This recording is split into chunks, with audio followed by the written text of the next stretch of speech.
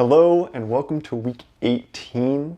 This is the beginning of unit 4 and it's pretty much the halfway point through our curriculum, okay? Up to this point we've introduced the idea of scales and chords and we've spent some time working with those things, putting our hands on them. So this unit is going to be adding to chords. We're going to be looking at 4-note chords, which means we'll be adding that T to the do, mi, so, and ti. And then we'll also be matching them up with scales. And then rhythmically speaking, we're going to be now looking at triplets. And today we're going to be looking at what we call a polyrhythm. All right? So let's take a little bit of a look at these triplet ideas, and then we'll go and we'll try to put them onto the drum. Up to this point, we've gotten very comfortable with the idea of downbeats and upbeats, and so we're going to use upbeats to understand triplets. We're going to expand the idea of the upbeat to incorporate how the triplet should also feel, all right? Now there's the key word right there, is feel. So you'll notice that I put this right brain, left brain model point up here. This is something we talked about in the prerequisites, and we're going to revisit it very quickly, all right? So let's take a look at that. As some people have pointed out, this is an abstract concept, okay? If there are any neuroscientists or cognitive scientists learning these piano lessons right now, I know that the left side of the brain and the right side of the brain are not simply like this, but this is a useful metaphor for understanding the strengths of the analytical mind and the strengths of the associative mind, all right? Now, we're going to be trying to learn something that is very right brain today, and we're going to be using lots of left brain material to get that, all right? And that's the problem some people have when they're first learning this, is that maybe they aren't thinking exactly like, oh, I need to be feeling this, but the key to understanding the triplet eighth polyrhythm is the right brain feeling, okay? So think about that and remember it as we proceed. Here we have a triplet and an eighth note, all right? So this is a triplet, here's our eighth note, and you'll notice how this is the downbeat and this is the upbeat, right? So the downbeat of both of those figures are always going to happen together. And then there will be an alternation as the second two beats of the triplet interlock with the upbeat of the eighth note, all right? So now what we're gonna do is we're gonna head over to the drum and we're gonna talk about how to feel this on the right side of the brain. All right, let's practice getting our hands on this polyrhythm. Now remember, we are thinking about this in terms of the left brain, the diagram, the idea, and we're trying to translate that to our right brain because we want to feel this thing, okay? It creates what I call a rhythmic shape. And once you learn how to feel it on the right side of your brain, then it's like riding a bike. You won't forget how to do it, okay? So the way that we're going to do this is first we're going to try to play it and say it without the metronome. We're going to do it the right way and the wrong way so that we can kind of get an idea of what we're aiming for. And then once we have that, we'll do the same thing where we say it and then we play it, but then we'll add the metronome. What we say with this is not difficult. That's 4 syllables, okay? But the important thing to remember is that this is a triplet feel. And in music, we have 2 different types of feel. We've talked about this with 3, 4, and 6, 8. When things are in 3, it has a circular feel. 1, 2, 3, 1, 2, 3, 1, 2, 3. Whereas when it's a duple or 2 pulses, it's more of a back and forth. Anything divisible by 2, all right? So if we were to say this correctly, we would say not difficult, not difficult, not difficult, not difficult, all right? And if we were to say it the wrong way, it would be not difficult, not difficult. When you do it that way, you're actually playing 16th notes, but the triplet has to have that round feel, not difficult, not difficult, okay? So let's try that one more time, saying it with the round triplet feel. But as you're doing this, and you can close your eyes when you do it, it can help. I want you to really focus on the fi syllable, because that syllable fi is where our upbeat is going to be, right? And we're going to connect the upbeat to the metronome, all right? So we're going to practice saying it right now and focusing on that fi, so that when we turn the metronome on, we'll get used to sticking those two things together, all right? Not difficult, not difficult, not difficult, not difficult, not difficult. And it doesn't even have to be in time. You know, you could be like, not difficult, not difficult, right? It doesn't have to be in time when you say it, but you are creating this feeling that is a sensation of the right side of the mind, okay? Now, let's try to play this. Now you can see that written underneath the actual polyrhythm, we have some hands, right? And so what's gonna happen is, the purple circle indicates that the downbeat will always be hands together, all right? And then it will simply alternate your hands. So if the triplet is in the right hand, then we'll have together, right, left, right, together, right, left, right. Or if the left hand is on the top and the right hand is on the bottom, we would have together, left, right, left, okay? Now you can think together, right, left, right, together, right, left, right, or together, left, right, left, or not difficult, as long as you are playing it correctly and you're not doing 16th notes, okay? So let's practice playing it and saying it, and we'll do it both the right way and the wrong way. So here we go. This is the correct way with the right hand on the triplet and the left hand on the 8th note. Not difficult, not difficult. Together, right, left, right. Together, right, left, right. The wrong way would be not difficult, not difficult. Or together, right, left, right. Together, right, left, right. Okay? Notice how it feels very much more straight. It still is technically the same 4 syllables within one beat, but the feel is wrong, okay? So now let's do this one more time, just the correct way, and we'll do it alternating between the right hand on the triplet or the left hand on the triplet. So here we go. Together, right, left, right. Together, right, left, right. Not difficult, not difficult. All right, and let's switch it to the left hand. Not difficult, not difficult. Together, left, right, left. Together, left, right, left. Let's try to put the metronome with this. Now, as you can see, the green circle is circling the fi, and that is the upbeat, and that's where we're going to want to put our metronome today. So we're going to start with the metronome at 40 BPM, and we're going to actually begin by just saying it before we play it, all right? So let's give that a try. Not difficult, not difficult, not difficult, not difficult, not difficult, not difficult, not difficult, not difficult. There we go. Hopefully it's not too difficult, but feel free to try that for as long as it takes. As you can see, I wasn't exactly nailing it when I first came in, and I was sort of homing in on it the more I did it, right? So you may not sync up at first, but what I would recommend is not to quit right away, but to try to stick with it and see if you can hone in on that beat, okay? So now let's try it with playing it, okay? So we'll put the right hand on the triplet, the left hand on the 8th note, and it will go like this. Not difficult, not difficult, not difficult, not difficult. Together, right, left, right. Together, right, left, right. Together, right, left, right. Together, right, left, right. Just like that, all right? And then let's switch our hands.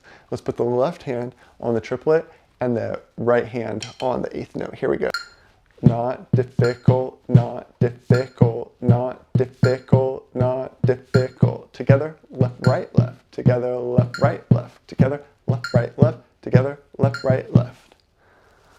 All right, so for this week, what you're going to want to do is you're going to want to become comfortable with playing the polyrhythm both ways, with your right hand on the triplet or with your left hand on the triplet, and the other hand is going to be playing the eighth note, okay?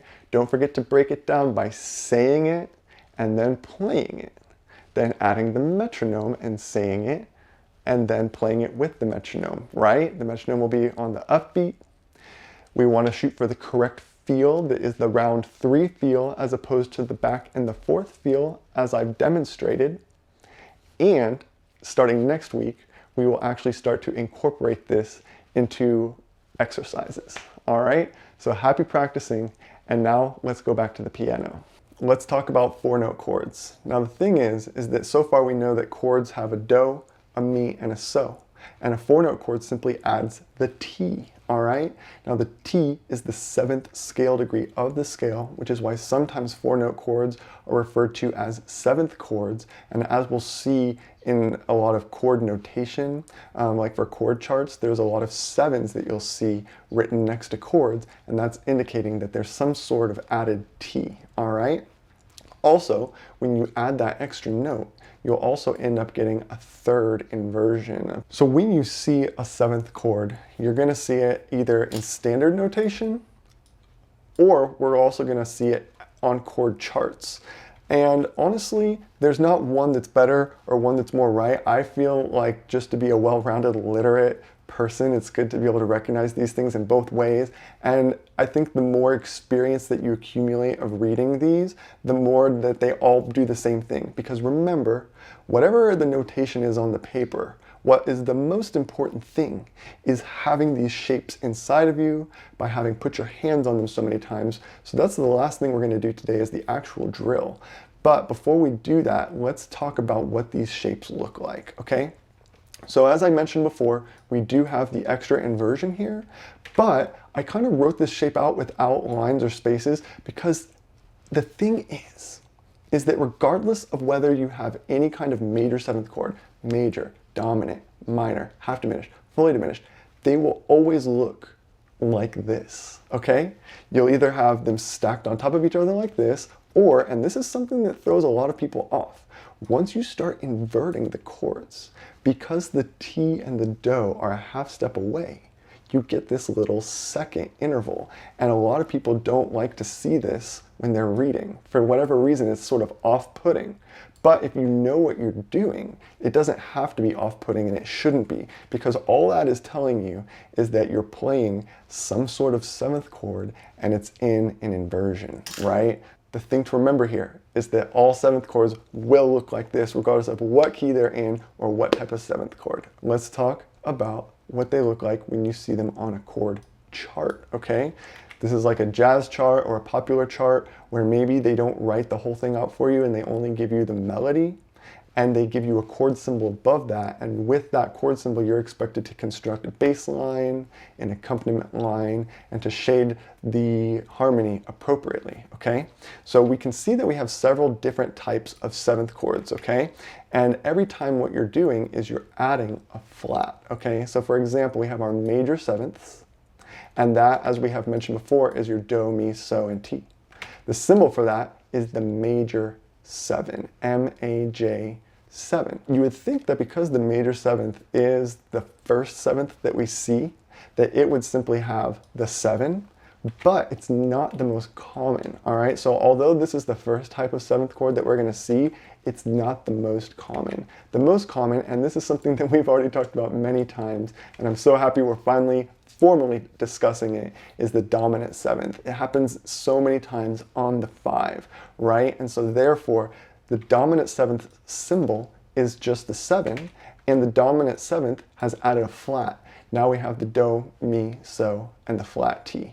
All right, now, we don't need to get too into this theory yet, all right? Because we are going to spend 1 month on each of these colors. So instead of thinking like, oh, this is a crash course and you need to remember all of this information right now, we're actually going to take our time becoming acquainted with each one of these colors, all right? But just to finish things off, the minor 7th has the flat mi in addition to the flat T.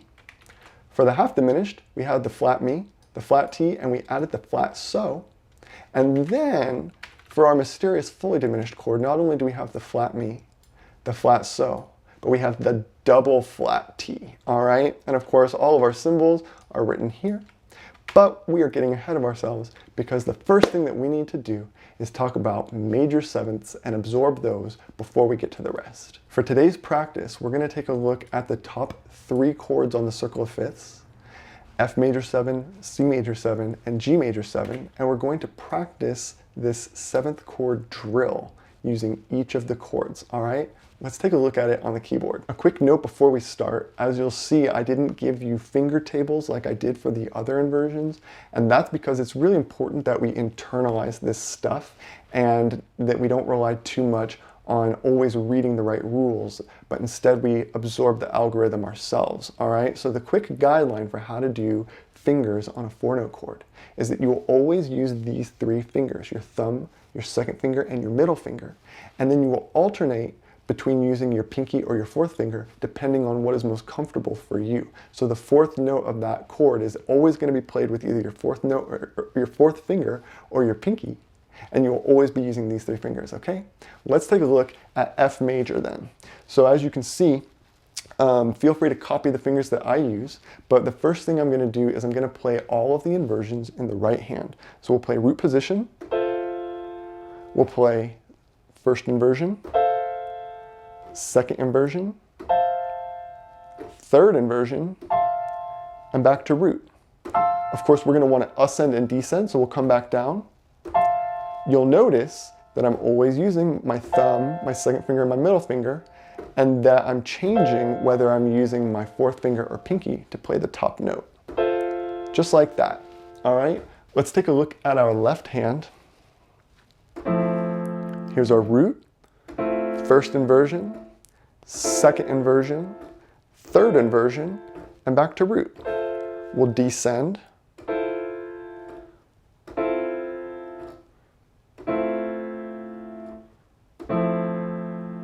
All right. Now when you put these hands together, it's a little bit different, okay? Because the thing is that we very rarely put 2 7th chords on top of each other, like this. It's too much information and it's redundant, okay? It's just not usually done. And so what we're gonna practice when we put our hands together is we're gonna practice playing 1 chord, but we're gonna split it up between our 2 hands because you do see that as a pianist sometimes. So what we'll do is we'll play the Do and the Mi with our left hand and the So and the T with our right hand, and then we'll slowly work our way up with this.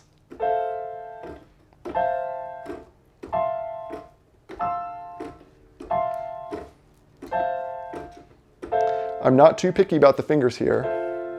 Do what's comfortable, do what looks right, and you'll probably be just fine. Those are our inversions, but now every 7th chord also has a scale that goes with it. So we're also going to practice playing the scale that matches the chord. In this case, it's very easy. For major 7th, you use the major scale, all right? So the first thing we're going to do is we're going to play the chord in our left hand, and we're going to play the scale in our right hand. And then we're going to switch, and we're going to play the chord in our right hand and the scale in our left hand.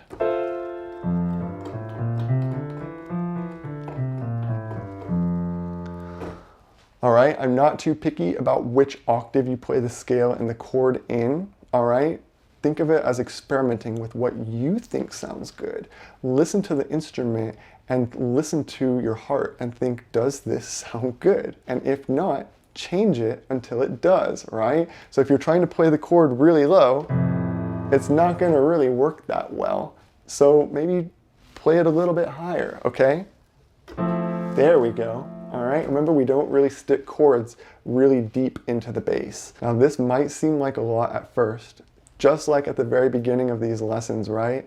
But once we get going, this is actually going to be a pretty quick process. So let's speed things up just a little bit. I won't talk as much, and we're going to work our way through C major 7 with inversions and the scales and the chords, all right? So we're going to start things out with our right hand doing inversions, ascending and descending.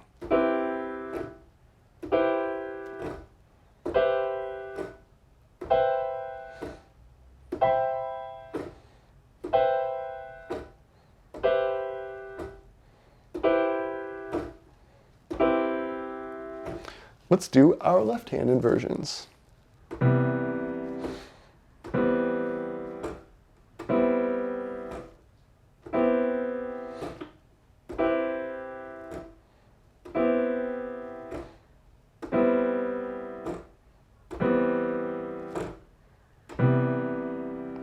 All right, and let's do hands together, one chord.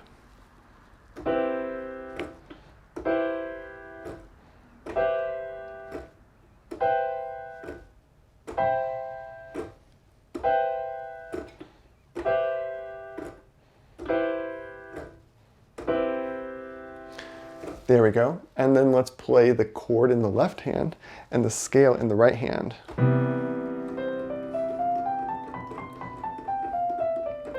And change it up.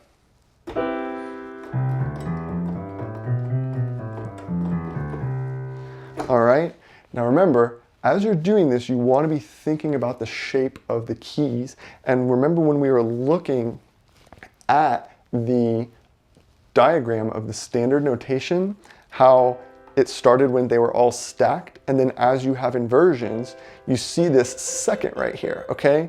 So we want to think about that second, those two notes that are squished together in our standard notation. We want to associate those with these two keys that are being squished together when we're inverting these chords, all right? Excellent. Let's take a look at G major, starting with our right hand. Now this is going to have our first black key, all right? And remember, black keys are our friends. They make it easier, so here we go.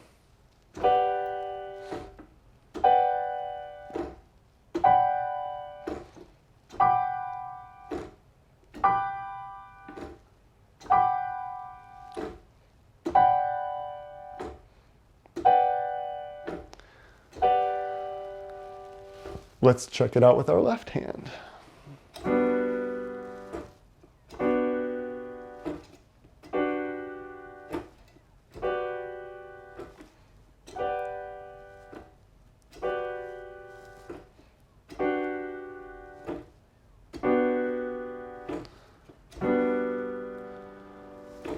All right, some people do find that this is a little bit strange for their hands at first, right?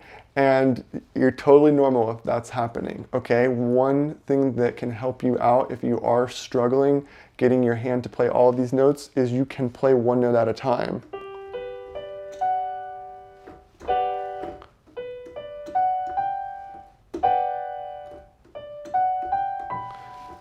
This can help you. Sometimes what people have trouble with is playing these two notes together like that. That can feel a little bit strange at first. But as you develop your muscle memory, it will not be weird. It will feel more and more normal. And just be thankful that you're not trying to play the guitar right now, because in my opinion, all of the things that you do with the fretboard are much more funky than anything that you'll ever see on a keyboard, okay? And now we still have a few things left to do with G. Let's do hands together, one chord, all right?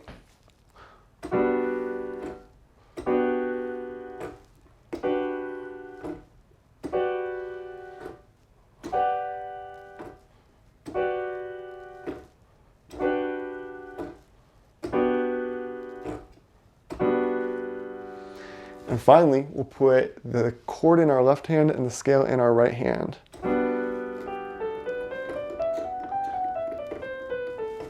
Switch it up, put the chord in our left hand and the scale, put the chord in our right hand and the scale in our left hand.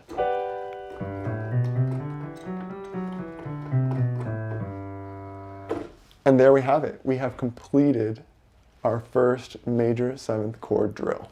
All right, I think that's plenty of information for today. We're not going to do sight reading because we have so much new information today. So keep going over those triplets and the polyrhythm feel and get used to those new major seventh chords. And then starting next week, we'll be looking at exercises using triplets, more 4-note chords, and we'll get back to sight reading. So until then, happy practicing.